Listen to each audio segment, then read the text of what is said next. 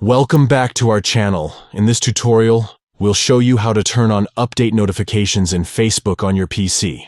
Let's dive right in. Step 1. Open Facebook by launching your preferred web browser and visiting the Facebook website. Step 2.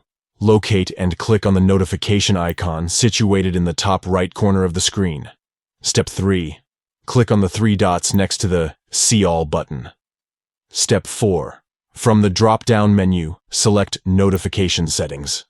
Step 5. Look for Reminders and click on it to open the settings. Step 6. Toggle on the switch next to Allow Notifications on Facebook. Under these are notifications to remind you of updates you may have missed.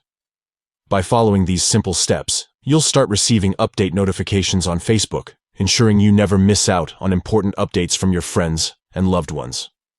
If you found this tutorial helpful, please give this video a thumbs up, subscribe to our channel, and hit the notification bell to stay updated with more useful tutorials. Thank you for watching.